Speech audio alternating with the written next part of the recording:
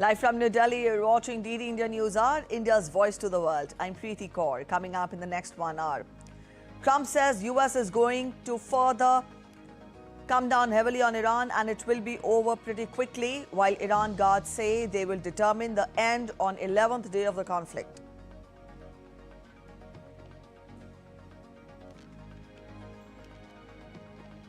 Oil prices continue to swing widely. Trump weighs steps to ease oil prices, including Russia sanctions relief. G7 decides on necessary measures at emergency meeting.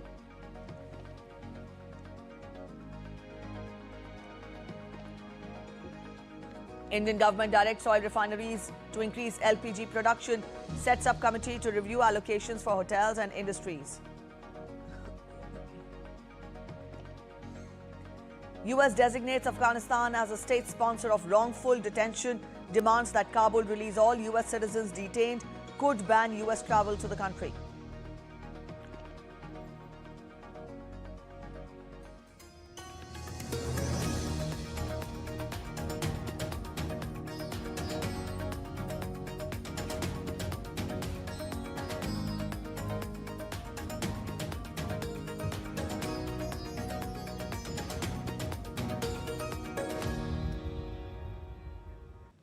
US President Donald Trump stated on Monday that the US will intensify actions against Iran and would go further and further, while assuring that military operations would end very soon, helping stabilize turbulent markets and the escalating West Asia conflict. We could call it a tremendous success right now as we leave here, I could call it, or we could go further, and we're going to go further. But the big risk on that war has been over for 3 days. We wiped them out in the first 2 days. Following the appointment of Mojtaba Khamenei, son of the assassinated Ayatollah Ali Khamenei, as Iran's new supreme leader, Tehran unleashed missile and drone barrages on Saudi Arabia, Bahrain, Qatar, UAE, Israel, and even Turkey, intercepted by NATO defenses. Iran maintains the Strait of Hormuz blockade, halting most tanker traffic and driving benchmark crude to highs before a partial retreat. Wall Street turned positive on Trump's short-term excursion remarks after over 5,000 targets were struck. France is leading defensive efforts to reopen the vital choke point post-conflict peak, while Russia has vowed unwavering support to Iran amid regional rallies and intensifying Hezbollah clashes in Lebanon.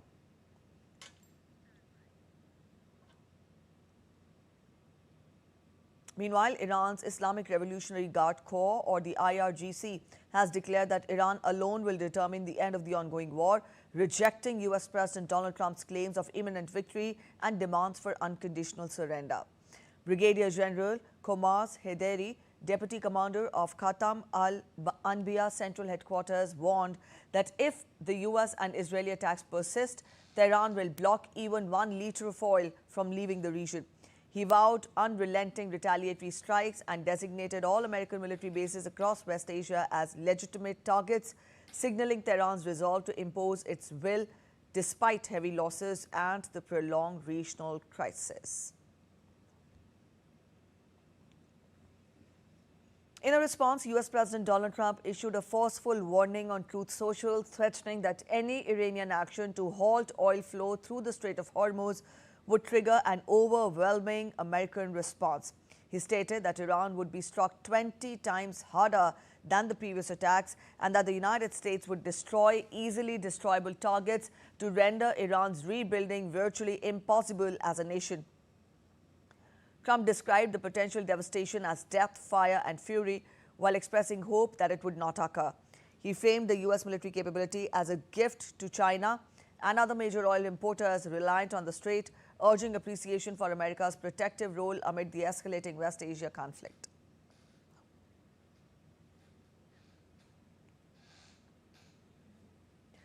All right, DD India's correspondent Akhilesh Suman joins us on Trump's remarks on Iran.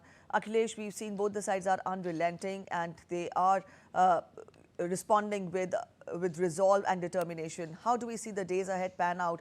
And do we see a let-up in this war in the near future?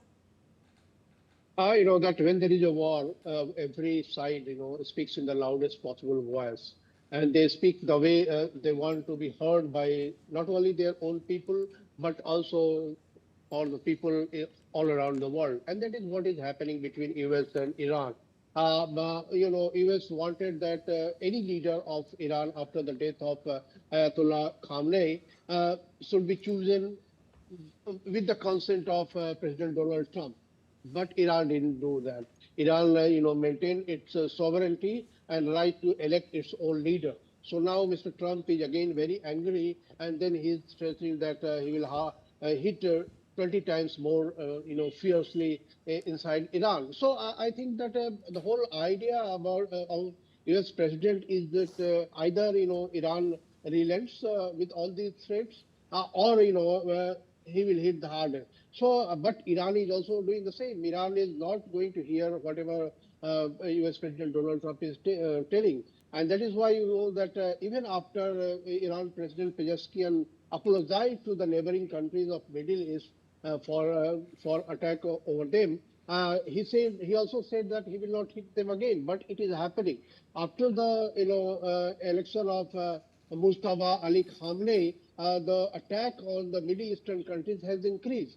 That means that he is showing his own leadership. That I am the leader. He is establishing his own leadership. I am the leader, not the Pezeshkian, because Pezeshkian has said that he will not hit, but Mustafa Khamenei is hitting the Middle East. So I think that both sides are taking the strong view, and both sides are working the way that war is not going to see any end soon. If you remember that the Iraq War took 21 days when Saddam Hussein surrendered and was arrested. But this has 11 days. But one advantage of the America was during Iraq War that whole the NATO countries were with Americans. Now this time America is alone with just Israel on its side. So in that situation, no one can tell that when the war will end, because what we are feeling and we are seeing that Iran has layers of stockpile of ammunitions, and they are firing the neighboring countries also.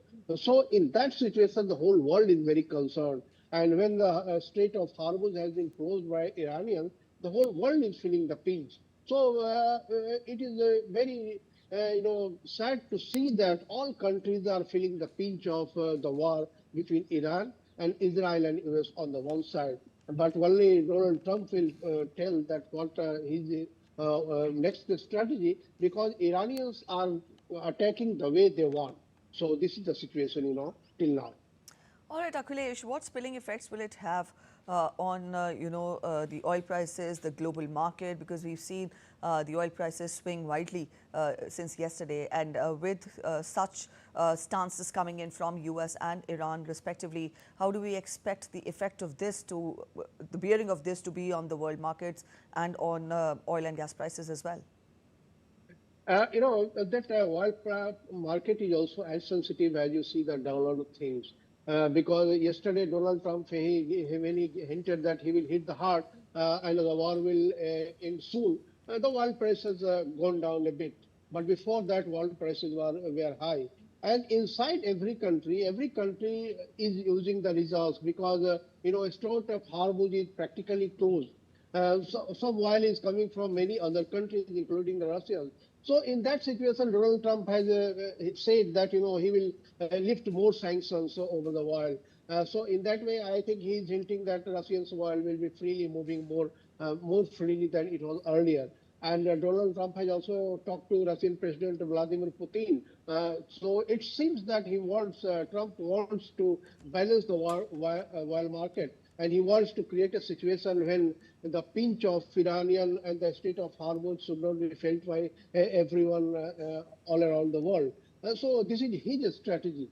But let us see that how it pans up, because whether the Strait of Hormuz, even if it is closed, whether the only Russian oil and some other oil from some other countries are enough to fulfill the demands of the world, because most of the world oil, almost it is said that 80% of world oil flows from Middle Eastern countries. So whether other oils will be able to fulfill the necessities of many countries, it will be a big question. All right, Akhilesh, we'll leave it here. Thank you so much for joining in with those analysis and those insights. In other news, the G7 meeting of finance ministers was held to discuss the possibility of a joint release of emergency oil reserves. Following the meeting, France's finance minister Roland Lescure said that G7 is ready to take all necessary measures to stabilize energy markets. He said that for the moment, there is no problem with oil or gas supply, whether in Europe or in the United States. I want to be very clear today. The oil market and the gas market as well is being affected by disruption, mainly linked to the fact that oil and gas exports leaving the Middle East are headed to Asia, a region therefore directly impacted by market upheavals. Today, there is no problem with oil and gas supply, whether in Europe or in the United States. Nevertheless, we will look closely at how we can stabilize all flows, the entire market, and I repeat, by examining all measures, including, if necessary, the release of strategic reserves. G7 finance ministers have discussed the release of emergency oil reserves, but the use of this strategic option will depend on market developments, German Finance Minister Lars Klingbeil said in Brussels on Monday.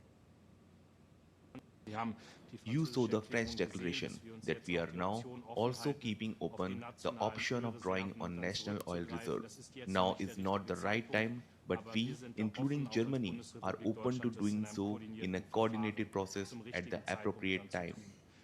The head of the IEA, Fatih Birol, also took part in the meeting of the G7 finance ministers on the global economic situation and West Asia conflict. Providing an update on IEA's view of the conditions in global oil markets, the head said that global oil markets have deteriorated in recent days.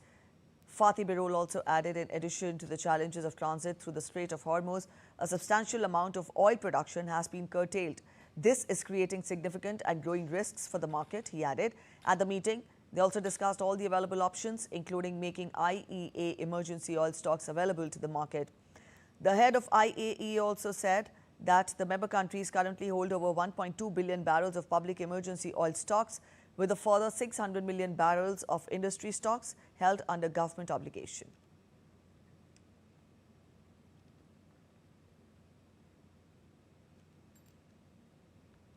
European finance ministers were closely monitoring oil prices on Monday and were actively considering measures to mitigate any impact on their economies.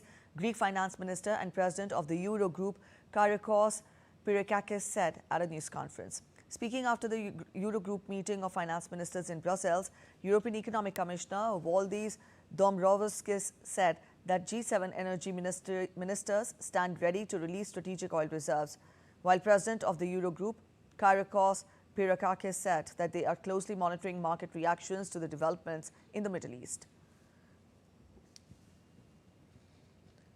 We're closely monitoring market reactions to the developments in the Middle East. This is what dominates international headlines.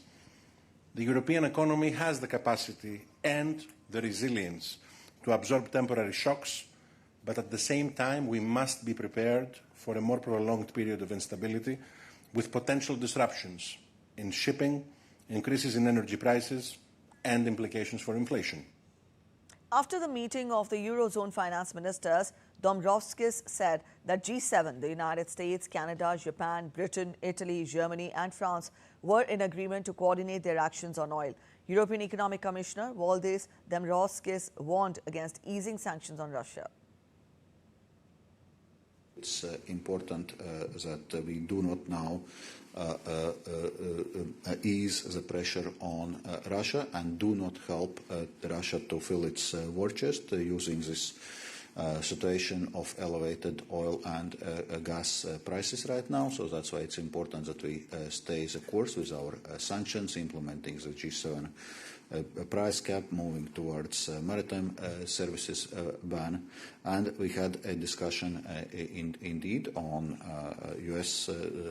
positioning on this, and also U.S. is broadly aligned with this approach, and they were emphasizing so what they were discussing in the case of India being, so to say, very much contained both in terms of time and scope of the measure, so they do not expect substantial impact of this on Russian oil revenues.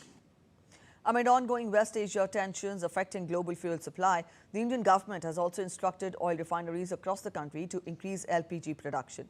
The Ministry of Petroleum and Natural Gas announced on Monday that the additional output will be diverted to meet domestic household demand and help stabilize supply in the coming months. The ministry has prioritized domestic LPG supply to households and introduced 25-day inter-booking period to avoid hoarding or black marketing. Non-domestic supplies from imported LPG is being prioritized to essential non-domestic sectors such as hospitals and educational institutions. For LPG supply to other non-domestic sectors, a committee of 3 executive directors of oil marketing companies have been constituted to review the representations for LPG supply to restaurants or hotels or other industries. Oil prices fell on Tuesday after hitting their highest level in more than 3 years in the prior session, as US President Donald Trump predicted the war in Middle East could end soon, easing concerns about prolonged disruptions to global oil supplies. Oil prices surged past $100 a barrel on Monday, hitting session highs of $119.5 for Brent and $119.48 for West Texas Intermediate, their highest since mid-2022, as supply cuts by Saudi Arabia and other producers during the expanding US-Israeli war with Iran stoked fears of major disruptions to global supplies. Prices later retreated after Russian President Vladimir Putin held a call with Trump and shared proposals aimed at a quick settlement to the Iran war, according to a Kremlin aide, easing concerns about a prolonged supply disruption. Gulf oil producers have begun cutting output as the US-Israeli war on Iran disrupted shipping in the region.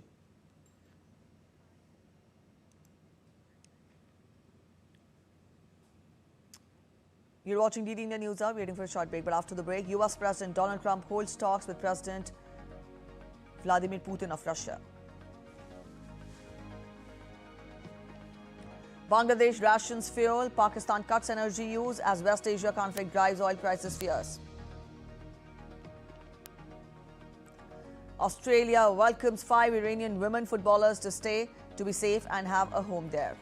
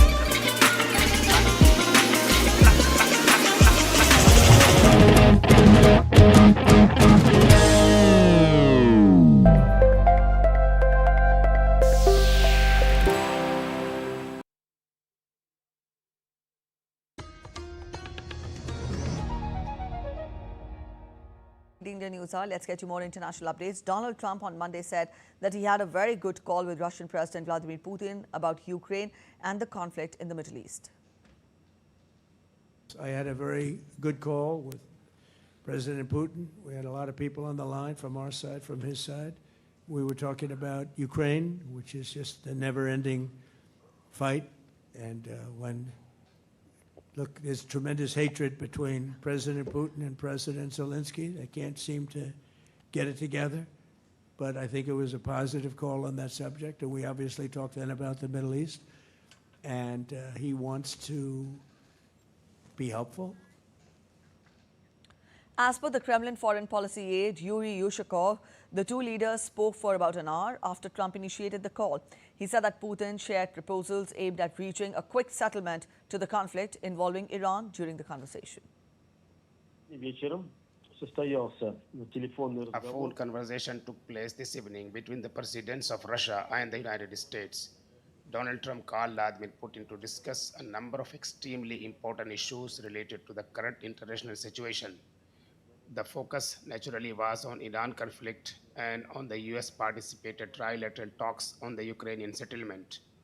I should say straight away that the conversation was substantive, frank and constructive, as is usually the case in the dialogue between the Russian and US leaders.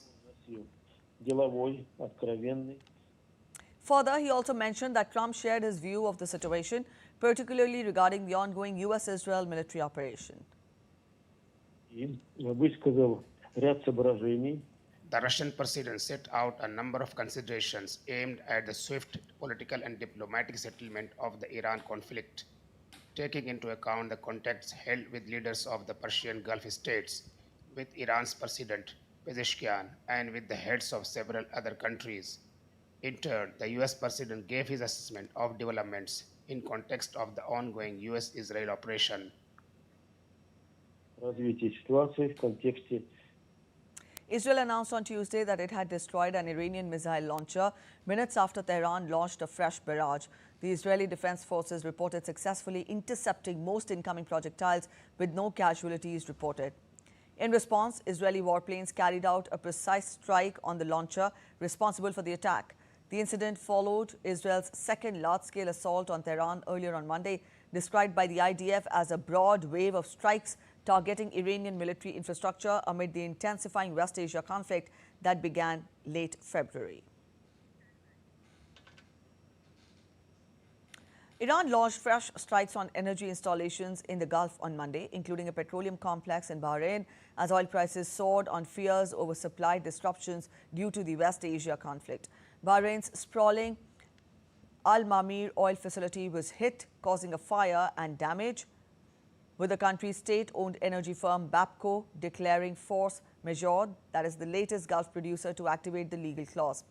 Energy producers in Qatar and Kuwait earlier made similar declarations, which are a warning that events beyond their control may lead them to miss export targets.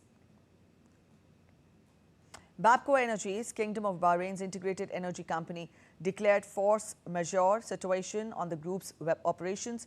The company said in a statement that it hereby serves notice of force majeure on its group operations, which have been affected by the ongoing regional conflict in West Asia and the recent attack on its refinery complex. The United Arab Emirates announced early on Tuesday that its air defense systems successfully intercepted and destroyed a combined missile and drone attack launched from Iran. The UAE Armed Forces stated that multiple projectiles were neutralized before reaching national territory, with no casualties or damage reported. The interception occurred as Iran continued retaliatory strikes across the Gulf in response to ongoing U.S. and Israeli military operations. This marks the latest direct Iranian assault on a Gulf Arab state since the conflict intensified in late February. UAE officials have reaffirmed their commitment to defending sovereignty while calling for de-escalation to protect regional stability and global energy security. In a rare televised speech on Kuwait TV on Monday, Emir Sheikh Meshal Al Ahmad Al Jaber Al Sabah condemned a brutal attack by a neighboring Muslim nation once regarded as a friend. He emphasized Kuwait never allowed its land, airspace, or waters for hostile actions and reaffirmed its right to self-defense under international law. The address came hours after funeral rites of two Kuwaiti officers who were killed while intercepting Iranian drones and missiles. لقد تعرضت دولتنا لاعتداء غاشم من دولة جارة مسلمة نعدها صديقة، على الرغم من أننا لم نسمح باستخدام أراضينا أو أجوائنا أو سواحلنا في أي عمل عسكري ضدها، وأبلغناها بذلك مرارا عبر قنواتنا الدبلوماسية أن دولة الكويت تؤكد على حقها الكامل والأصيل في الدفاع عن نفسها بموجب المادة 51 من ميثاق الأمم المتحدة، ردا على هذا العدوان السافر بما يتناسب مع حجم هذا الاعتداء وشكله وما يتفق مع أحكام القانون الدولي، واتخاذ جميع الإجراءات اللازمة لحماية أراضيها وشعبها والمقيمين فيها، وبما يضمن صون سيادتها وأمنها واستقرارها. Iraqi Air Defense Forces successfully intercepted and destroyed an unmanned aerial vehicle approaching Baghdad International Airport late on Monday.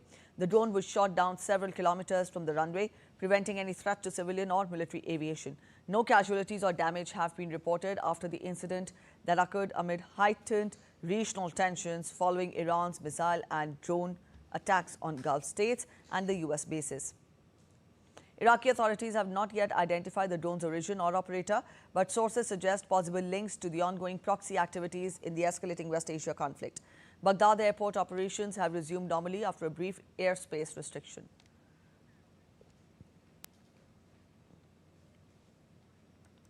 Investigative group Bellingcat released analysis on Sunday showing a 3-second video clip geolocated to the site of a bombed school in Minab, southern Iran, that killed over 165 people, mostly children, on February 28th.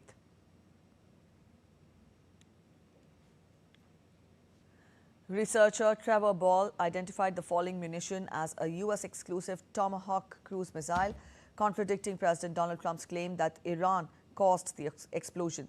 Satellite imagery and expert reviews indicate the school was hit during the rapid U.S. strikes on an adjacent Revolutionary Guard base. The Pentagon has launched a civilian harm assessment, while Israel denies involvement in the incident.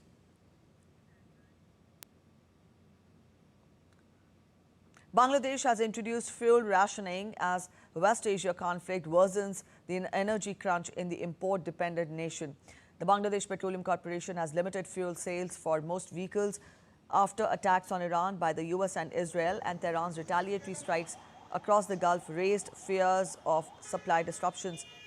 Bangladesh imports nearly 95% of its oil and gas needs.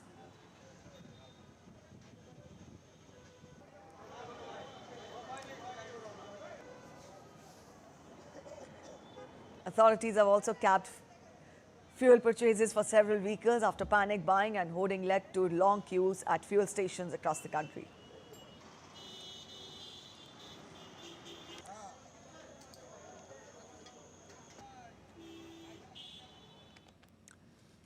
Pakistan's Prime Minister Shehbaz Sharif has said that schools would close for 2 weeks and announced sweeping cuts to government fuel use and spending on Monday. He said the measures are aimed at controlling the situation arising out of surging oil prices triggered by the conflict with Iran, which are threatening to destabilize the economy. Under the new measures, all schools will close for 2 weeks from next week, while universities will shift to online classes immediately to reduce commuting. Government departments will face a 50% cut in fuel allowances for 2 months, and 60% of official vehicles, including buses and ambulances, will be taken off the roads.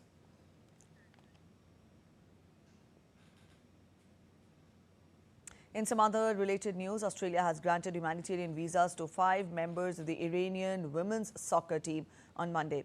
The women had been due to fly home, but supporters had raised fears for their safety after the team declined to sing the national anthem ahead of their match against South Korea last week in the Asian Cup. This prompted criticism in Iran, with one conservative commentator accusing the team of being wartime traitors and pushing for harsh punishment. Australian Prime Minister Anthony Albanese said that the country is willing to provide assistance to other women in the team if they want in this very delicate situation. We issued 5 humanitarian visas to members of the Iranian women's soccer team. We've been preparing for this for some time. Australians have been moved by the plight of these brave women. They're safe here and they should feel at home here. And once it was made clear that these women wanted assistance, the Australian Federal Police moved them to a safe location where they remain. We're willing to provide assistance to other women in the team, noting that this is a very delicate situation and it is up to them. But we say to them, if you want our help, help is here. Australia's humanitarian visa program grants permanent protection to refugees and people in humanitarian need. Visa holders can live, work and study in the country. You're watching DD Indian News Hour. We're heading for a short break, but after the break, voicing concern on safeguarding economic rights of landlocked Afghanistan, India comes down heavily on trade and transit terrorism in a veiled reference to Pakistan at the UNSC.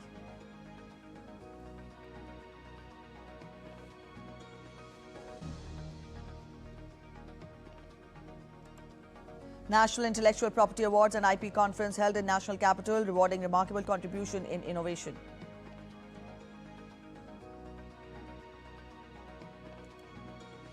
India-Japan Joint Military Exercise Dharma Guardian 2026 concludes in Chaubatia, strengthening bilateral defense cooperation.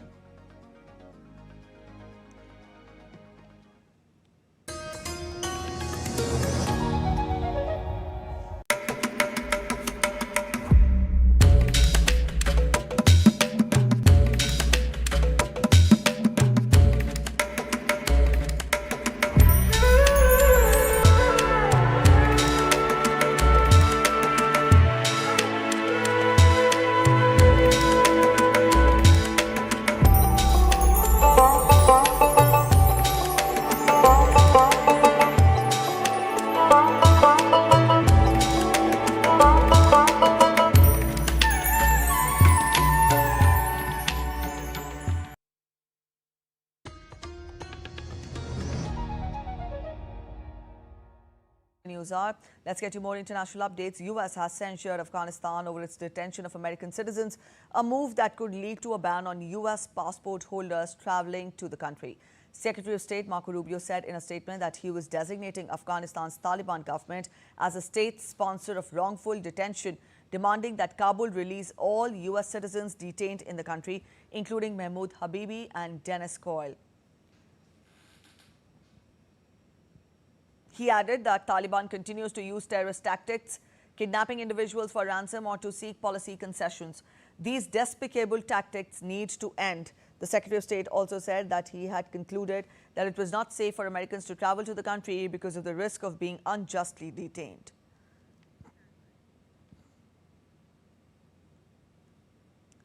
Meanwhile, UN Security Council meeting on Afghanistan was held on Monday, where U.S. Ambassador to the United Nations, Mike Waltz, said that the international assistance to the country should be evaluated, given Taliban transigeance and its exclusion of the female population from basic rights. He noted that the budget for the United Nations assistance mission in Afghanistan, the mandate of which is up for renewal next week, is the largest of any special UN mission in the world.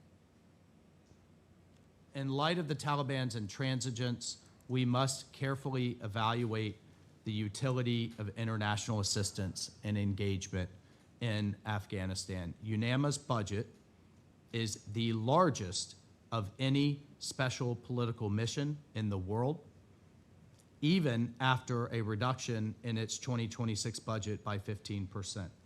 This council must consider carefully the funds we collectively provide for this mission's budget when the mission's female national staff are not even able to go into the office to work. India's ambassador to the UN, P. Harish, also spoke at the UNSC meeting on Afghanistan. He strongly criticized what he termed as trade and transit terrorism in a veiled reference to Pakistan, as he urged the international community to safeguard the economic rights of landlocked Afghanistan. The envoy stressed that unhindered trade and transit are essential for Afghanistan's economic recovery, warning that obstructing these channels amounts to economic coercion against a vulnerable landlocked developing country. The Secretary General's report also expresses deep concern at civilian casualties caused by cross-border armed violence. We reiterate and support the Secretary General's call urging compliance with obligations under international law, including international humanitarian law, and ensuring protection of civilians. India strongly condemns the airstrikes on Afghan territory, which are flagrant violations of international law and the UN Charter and the principle of state sovereignty. It's hypocritical to espouse high principles of international law and Islamic solidarity on the one hand, while mercilessly carrying out airstrikes during the holy month of Ramadan that have killed 185 innocent civilians as of 6th March, around 55% of whom are women and children, and displaced over 100,000 according to the UNAMA on the other. We also reiterate a grave concern on the practice of trade and transit terrorism by denial of passage for trade and the cynical closure of access for a landlocked country. UN declarations on LLDCs sound hollow in the face of such actions. The trade and transit vulnerabilities of LLDCs should not be weaponized.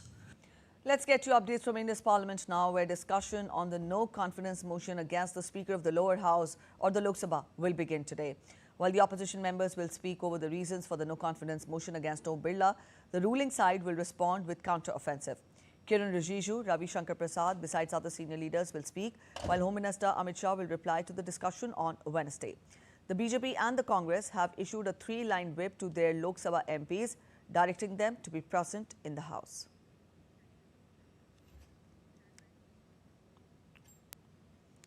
Our correspondent Vishal Baristo is joining us to get us more. Vishal, tell us more about this exercise where we tell our viewers that the discussion on the no confidence motion against Speaker of the lower house will be held today. Get us more details. Well, a very good morning to you, Preeti. Yes, the discussion was to be held yesterday, but because of the ruckus created by the opposition in both the houses, it could not continue. So today, the motion is slated, and the BJP has also issued a 3-line whip along with the opposition headed by the Congress party. And the Congress party is leading this motion, but it is also insisting on a detailed discussion on the West Asian crisis. Yesterday, on this very issue, the motion could not be discussed against the Speaker, and today it seems that the opposition is unrelenting, because we get to know that the Aam Aadmi Party's MP has also given a notice that he wants a discussion, detailed discussion on the West Asian crisis. While the Treasury has always said that after the statements, statement of the External Affairs Minister in both the houses of the Parliament, there is no need for further discussion. And let's come back to the core issue, because it was opposition's demand to have a motion on the removal of the Lok Sabha Speaker, who they have accused of being partisan and not allowing the opposition leader to speak out his voice in the House. So it is to be seen how the opposition reacts, but what feelers that we are getting is that the opposition will not allow either house to be functioned, though a lot of business has to be transacted today. Even the finance minister is supposed to give his statement on the demands and grants, the second batch of the finance bill. So a lot of important business could not be transacted yesterday, and today itself the opposition is unrelenting. Preeti? All right, the opposition is unrelenting, but then also, Vishal, with that, get us a sense of the other legislative business that is to be taken up in both the houses of the Parliament, apart from this important discussion. Yes, of course. In the upper house of the Parliament, the Environment Minister is expected to give his statement on the working of his ministry on environment, forestry and climate change. And also there is a discussion on the fisheries ministry as well. But first is the focus on the lower house as to how the opposition behaves, because a whip has been issued by the opposition and also by the Treasury, and the Home Minister is expected to give his closing remarks. And in the upper house, the opposition yesterday also did not allow the House to function, because they have been demanding a full-fledged discussion on the West Asian crisis, to which the government has already refused, saying that after a statement has been made by the External Affairs Minister, there is no need for further discussion and waste of time. All right, Vishal, thank you so much for joining in with those inputs. And as the engagements for the 26th Commonwealth Foreign Affairs Ministers meeting wrapped up, India's Minister of State for External Affairs, Kirti Vardhan Singh, underscored the need for a reformed, future-ready Commonwealth that delivers concrete benefits to all the member states. At the Commonwealth Day reception, held under the theme Unlocking Opportunities Together for a Prosperous Commonwealth, Singh stressed on the importance of strengthened partnerships across the 56-member group as they look ahead to 2026. He also emphasized the need for Global South and highlighted the cooperation in digital public infrastructure, AI for development, disaster resilience and economic growth. Singh is leading India's delegation. Kirti Vardhan Singh also met the legendary cricketer Vivian Richards on the sidelines of the Commonwealth Day reception.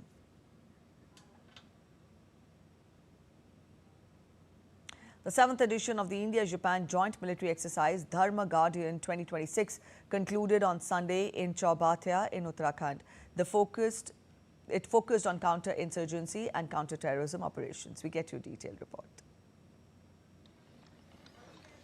The 7th edition of the India-Japan Joint Military Exercise Dharma Guardian 2026 concluded on Sunday in Chaubatiya in Uttarakhand, with the Indian Army affirming its commitment to strengthening defense cooperation with Japan amid rising global terrorism concerns.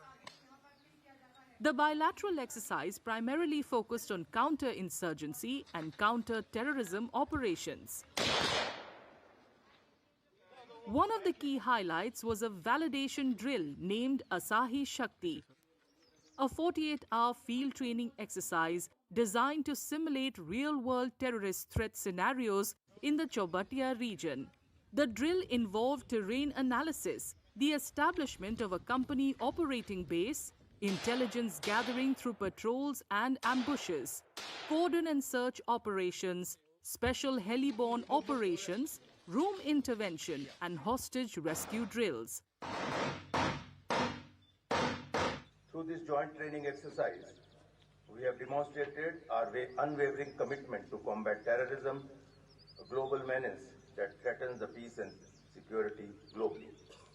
Together, as two nations united by a common purpose, we have demonstrated our determination to stand up against those who seek to destabilize and harm our societies.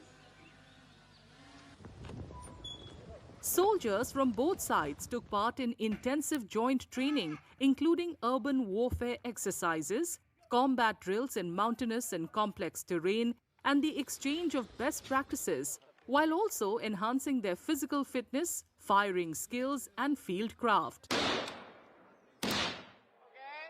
Beyond the military drills, the troops also took time to celebrate Holi together. Japanese soldiers joined their Indian counterparts in the festivities, strengthening cultural ties and deepening mutual understanding between the two forces.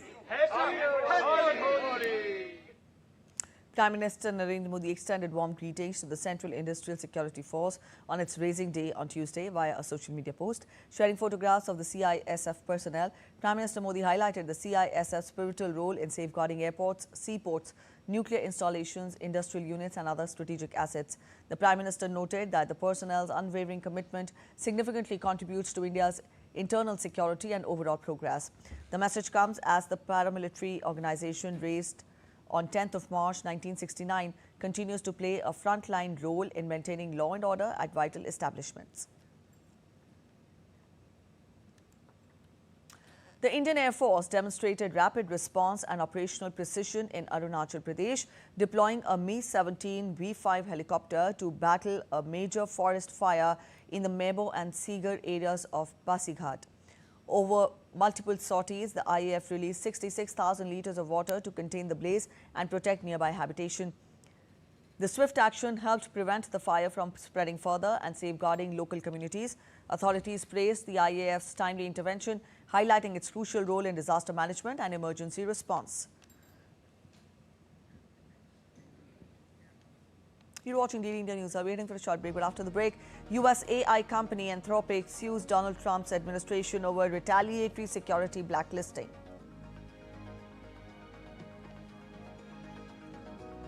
It's a do-or-die match for Indian East. Indian women's football team faces a must-win clash against Chinese Taipei in AFC Women's Asian Cup.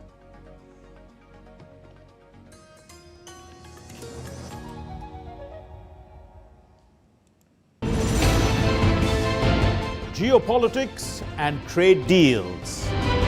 Economic challenges amid development. Hard work and the path to prosperity. It's the economy, always. Between walkers, money is what money does and says. Supply creates its own demand. Between the bulls pulls and bears tears. When supply chains globalization and India rises to the podium. We'll get you centered with the Economic Brief at 8 p.m. every Thursday on DD India.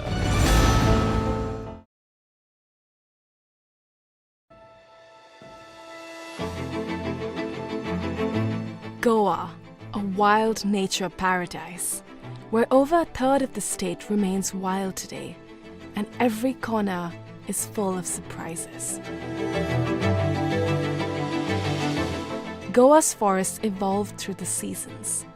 Insects and crocodiles flourish in the monsoon, butterflies in the months after the rains subside, and in the winter, the jungle transforms into a haven for birds. Oh, there's a female right next to him. Oh my God, is that 8 otters? That's one of my favorite things about these forests. There are still so many secrets out there.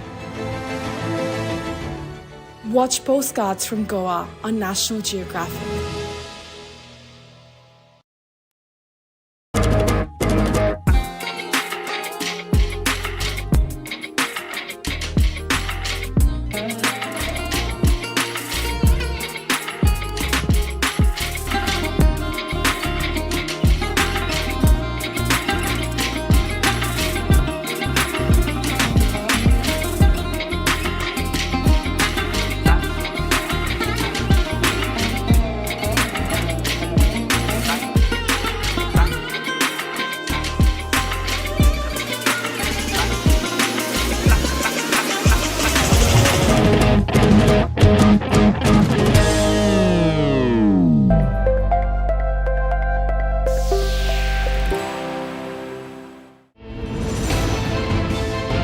Geopolitics and trade deals. Economic challenges amid development. Hard work and the path to prosperity. It's the economy always.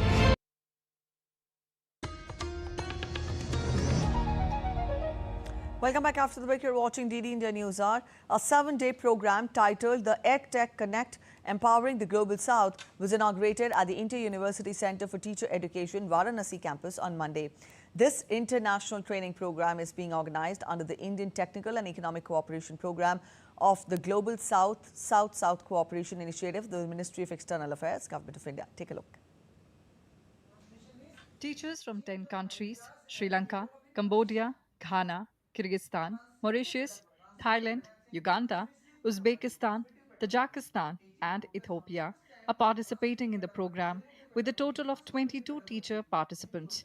In a special conversation with DD News, the director of IUCTE, Professor P.N. Singh, said that at a time when the world is facing conflicts and warlike situations, these teachers have come to India because of their trust in India's security and reliability. पूरा middle east जब युद्ध की आग में चल रहा है, तमाम गल्फ कंट्री में भी लड़ाई चल रही है. इसके अलावा इस माहौल में भी कंबोडिया, इथियोपिया, घाना, किर्गिस्तान, मॉरिशस, उज्बेकिस्तान जैसे देशों से कुल 22 प्रतिभागी आए हैं. मैं ये इनका इस परिस्थिति में यहाँ आना भारत सरकार की उस छवि को और उस प्रतिबद्धता के प्रति विश्वास दर्शाता है कि हम इस परिस्थिति में भी वहां जाएंगे तो सुरक्षित हैं. Teacher participants from several countries also shared their views. This lecture was the best lecture in my life, which I have been ever. Yeah. So, for example, today I learned about student soul, yeah, about humanity. Teaching is not just share the information; it is to learn students' soul, what they want to learn. I chose this course because provides an excellent opportunity to enhance my knowledge and skills in IT technology while gaining international experience. The main reason I'm here is India, as far as I'm concerned, it's more technologically advanced, and so what I'm looking for is not high-end technology. So we are developing countries. So I want to know how to manage with the kind of with the technology, the resources, the infrastructure that we already have. Bureau Report, DD India. Restorers perched on scaffolding that reaches the ceiling of Rome's Basilica of San Pietro in Vincoli are working to bring new light to the church that houses one of Michelangelo's most famous masterpieces, that is the Moses. The basilica, named for the chains that supposedly held St. Peter in Jerusalem and later in Rome's Mamertine prison, shows a complex layering of construction phases from Roman era remains to Renaissance decorations. Now, the current works focus on restoring decorative elements and plaster on the side aisles and the transept, as well as the altars and funerary monuments. Funded through Italy's EU-backed post-pandemic recovery plan, the operation is nearing its final stage, expected to end in summer this year.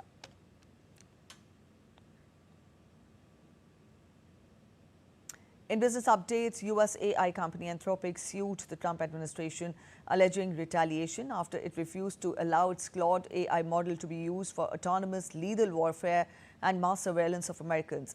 The lawsuit, filed in federal court in San Francisco, challenges the government's decision to label Anthropic a national security supply chain risk, a designation that blocks Pentagon contractors from using its technology. Anthropic says the move is unlawful and threatens the economic value of one of the world's fastest growing AI companies.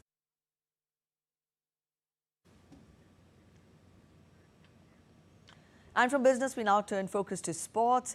India's women's football team faces a must-win clash as they take on Chinese Taipei in their last Group C match of the AFC Women's Asian Cup in Sydney on Tuesday. The women in blue still have a chance to make it to the quarterfinals should they defeat Chinese Taipei by a margin of 2 goals or more, and if Japan defeats Vietnam on Tuesday in the simultaneous kickoff. India are currently at the bottom of the group at the 4th position with 0 points from 2 matches after having lost against Vietnam and Japan. Chinese Taipei, on the other hand, have a much easier task. A draw will be enough for them to seal progression to the knockout stage. India's top doubles player Yuki Bhamri and his Swedish partner Andre Goranson had an easy day, winning in straight sets against David Pell and Fabrice Martin at the Indian Wells Masters. The unseeded Indo-Swedish pair won 6-1, 6-3 as they broke the French-Dutch combo 5 times in the opening round. Bhamri and Goranson served 5 aces to 3 of their opponents. Pell and Martin served 6 double faults in the 66-minute contest. They will next face giant killing team of Sander Aarons and Jiri Leka, who knocked out second seed British pair of Julian Cash and Lloyd Glasspool. That's it in this edition of DD India News Hour, but let us know your thoughts on the news of the day. For those of you on the go, you can get all the latest news and updates from India and across the world on the DD India mobile app. Now, this app is available on both Android and iOS platforms, and you can download the respective QR codes. We'll be back with more news as it breaks here on DD India. I'm Preeti Kaur signing off, and from all of us here in Delhi, thanks for watching DD India News Hour.